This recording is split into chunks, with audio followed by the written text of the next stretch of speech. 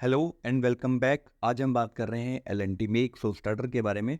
सबसे पहले हम इसमें समझेंगे वायरिंग, देन हम बात करेंगे फैक्ट्री रीसेट के बारे में, देन हम बात करेंगे क्विक सेटअप, देन हम बात करेंगे motor parameter, start stop method, protection setting and the last one is relay and analog output.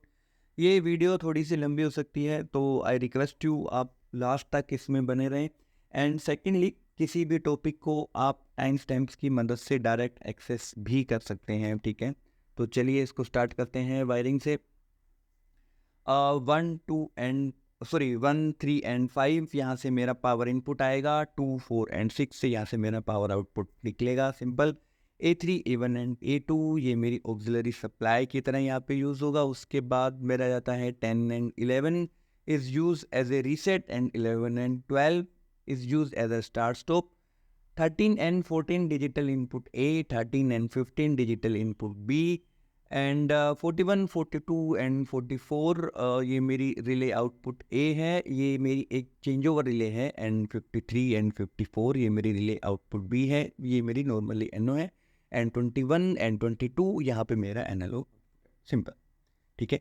उसके बाद भी यहाँ पे ये लिखा हुआ भी है 10 and 11 as a reset input, 11 and 12 start stop input, programmable input A and B, relay output A, relay output B। Okay, चलिए स्टार्ट करते हैं। और देखिए इसमें एक छोटा सा पॉइंट है, वो ये है कि जो आपका रीसेट इनपुट है 10 एंड 11 वो हरदम आपका शॉर्ट रहना चाहिए। अगर वो आपका शॉर्ट नहीं रहेगा तो डिस्प्ले हमेशा एक एरर दिखाएगा, नोट रेडी। तो आपको इसे ध्यान रखना है, ठीक है। तो सबसे पहले हम सेट करते हैं क्लॉक। देखिए क्लॉक सेट करने से पहले करने के लिए हमें दबाना है मेन्यू बटन दबाएंगे। सेटअप टूल के अंदर हमें जाना है और उससे पहले हम देख लेते हैं कि इसके अंदर कौन कौन से मेन्यू हैं। सेटअप टूल में हम गए, सबसे पहले ऑप्शन आता है कमांड सोर्स में जाके कौन कौन से कमांड सोर्स के ऑप्शन अवेलेबल हैं वो हम यहाँ पे देख लेते हैं। Smart card globe, timer etcetera. उसके बाद हमें जाना है finally set date and time. जो भी हमारा सेट डेट एंड टाइम जब भी आप ये वीडियो देख रहे हैं या जब भी आप उसकी प्रोग्रामिंग कर रहे हैं वो आपको इसके अंदर डाल देना है, सिंपल, ठीक है। उसके बाद कमीशनिंग बेसिकली अगर लोकली अगर इसे यूज़ करना हो तो यूज़ होता है, फिलहाल हम इसका यूज़ नहीं कर रहे हैं, ठीक है। उसके बाद चलते हैं how to factory reset the शो स्टार्टर, ठीक है। उसके लिए अगेन मेन्यू में आने के बाद हमें जाना है लोड एंड सेव सेटिंग में। लोड एंड सेव सेटिंग हमें चूज़ करना है यहाँ पे लोड डिफ़ॉल्ट। लोड डिफ़ॉल्ट पे आने के बाद जैसे ही मैं एंटर बटन यहाँ पे दबाऊंगा मेरे शो स्टार्टर के जितने भी डिफ़ॉल्ट पैरामीटर हैं वो सेट हो जाएंगे, ठीक है। उसके बाद आ जाता है मेरा क्विक सेटअप में आने के लिए वही क्विक सेटअप मेन्यू में आएंगे। यहाँ पे सारी की सारी एप्लीकेशन यहाँ पे लिखी हुई है। जो भी एप्लीकेशन आपकी है वो एप्लीकेशन आपको यहाँ पे सिलेक्ट करनी है, सिंपल। उसके बाद आपको मोटर डिटेल में जाके सारी FLC रैंप अप टाइम वो आपको चेक करना है। अगर वो सही नहीं होगा तो नीचे रिकमेंडेशन आएगा, आपको वही रिकमेंडेशन वहाँ पे डाल देना है। अभी बेसिकली हम आते हैं जो भी एप्लीकेशन का चार्ट के बारे में हम अभी बात कर रहे थे वो सारी की सारी एप्लीकेशन यहाँ पे हैं। इस तरफ आप यहाँ पे देख सकते हैं पंबोर, फैंडम, फैन अंडम, ठीक है। और उनके अंदर क्या स्टार्ट मोड रखना है, क्या इनिशियल करंट रखना है, क्या करंट लिमिट रखना है, वो सारा का सारा ऑप्शन आपके पास यहाँ पे चार्ट पे है। तो आप अकॉर्डिंगली वो वैल्यू वहाँ पे डाल सकते हैं। आप स्क्रीन को यहाँ पे रोक के या स्क्रीनशॉट लेके आप इसको रख सकते हैं, ठीक है। बट अगर इस एप्लीकेशन ऑप्शंस में से आपकी एप्लीकेशन मैच अगर नहीं करती है देन उस केस में क्या करना है, देन उस केस में कुछ रिकमेंडेशंस हैं एज पर एप्लीकेशन, ठीक है। अगर आपकी एप्लीकेशन सपोज ये मेरा है छीपर का हम एग्जांपल लेते हैं, तो आपको स्टार्ट मोड में जाके डाल देना है constant current start RAM time 200 250 accordingly आपको ये पूरा पैरामीटर वहाँ पे जाके डाल देना है। और एक एप्लीकेशन का चार्ट है मेरा यहाँ पे, तो आपको कर लेना है, ठीक है। उसके बाद हम बात करते हैं how to enter the motor parameter, ठीक है। मोटर पैरामीटर एंटर करने के लिए हमें अगेन मेन मेन्यू में आएंगे और उसके बाद कमांड सोर्स जो पहले हमने बात करी थी वो ये। उसके बाद मेरा ऑप्शन आ रहा है मोटर FLC। उसके बाद आ जाता है मोटर किलोवाट, लोग रोटर टाइम, लोग rotor current, motor service factor है ये, ठीक है। और देखिए FLC अप एंड डाउन की से जो भी वैल्यू मुझे डालनी है मैं यहाँ पे डाल सकता हूँ। उसके बाद हम इसे कर देंगे यहाँ पे स्टोर, बैक आ जाएंगे। और उसके बाद देखिए इसके अंदर मेरे दो ऑप्शन हैं, start stop 1 and start stop 2। कभी भी हमें पैरामीटर की एंट्री करनी है और वो स्टार्ट स्टॉप 1 में ही करनी है, क्योंकि एक ही हमारी लगी हुई यहाँ पे मोटर। दो कब यूज़ होता है, जब दो मोटर में एक ही स्विच स्टार्टर से मैं यूज़ कर रहा हूँ। तो जो सेकंड मेरा होगा ना मोटर, जो मेरा थ्रू डिजिटल इनपुट ऑपरेट जो हो रहा होगा, उसमें हम डालते हैं 2, ठीक है। तो इसमें कोई कंफ्यूज होने वाली बात नहीं है, हरदम मोटर स्टार्ट स्टॉप 1 में ही मुझे अपने पैरामीटर डालने हैं, ठीक है। और फिर हम वहाँ से बैक आ जाएंगे। उसके बाद मेरा जाता है स्टार्ट मेथड। देखिए स्टार्ट मेथड कहाँ पे आता है, मेन मेन्यू में हम आए, हम मेन मेन्यू में आए। मेन मेन्यू में आने के बाद स्टार्ट स्टॉप 1 में मैं गया। यहाँ पे देखिए मेरे पास दो मेथड है, एक मेरा है कांस्टेंट करंट और एक मेरा है यहाँ पे एडेप्टिव कंट्रोल, ठीक है। कांस्टेंट करंट की अगर हम बात करें तो देखिए कांस्टेंट करंट बेसिकली क्या है, कांस्टेंट करंट है कि वो मेरा रेज होता है 0 से एक स्पेसिफिक वैल्यू तक, जो वैल्यू मैंने इसको असाइन करी है, जब तक मेरी मोटर एक्सेलरेट प्रॉपरली नहीं हो जाती, ठीक है।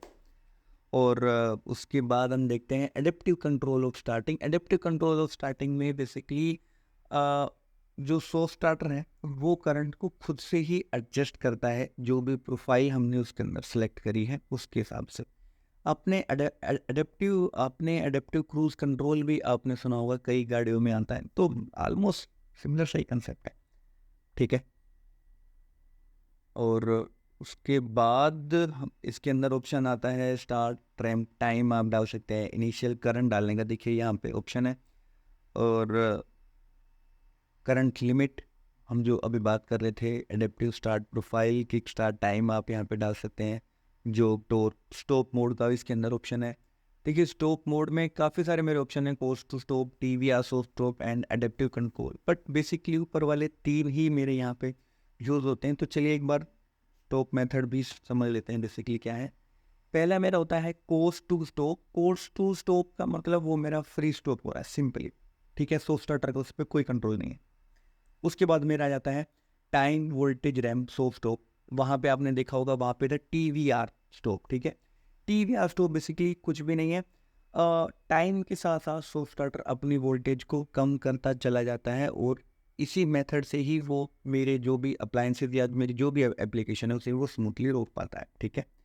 उसके बाद उसके अंदर एक ऑप्शन था एडेप्टिव कंट्रोल ऑफ स्टॉपिंग। देखिए adaptive control of stopping again so starter current को अपने हिसाब से एडजस्ट करता है with the specific time subjected to selected stop profile. Like इसके अंदर एग्जांपल है early deceleration, constant, late and stop time, ठीक है। उसके बाद हम बात करते हैं प्रोटेक्शन लेवल के बारे में, ठीक है। प्रोटेक्शन लेवल में जाने के लिए सबसे पहले प्रोटेक्शन लेवल में ही जाएंगे, ठीक है। उसके बाद हम इसके देखिए बेसिकली प्रोटेक्शन लेवल का पर्पस यहाँ पे क्या है।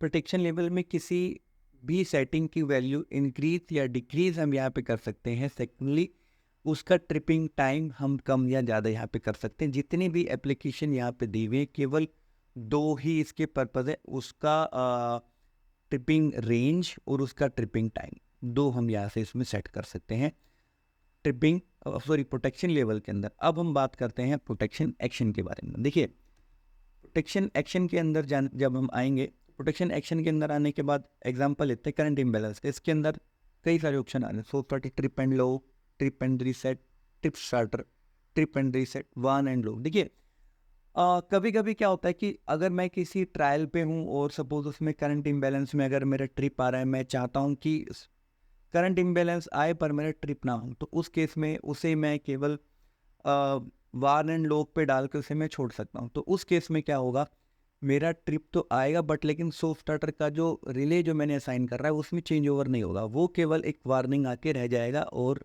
यहाँ पे ट्रिप का इंडिकेशन आएगा, दैट्स इट, ठीक है। तो अकॉर्डिंगली आपका जो भी एप्लीकेशन है, जो भी जैसे भी आपको यूज़ करना हो जैसे यहाँ पे यूज़ कर सकते हैं, ठीक है।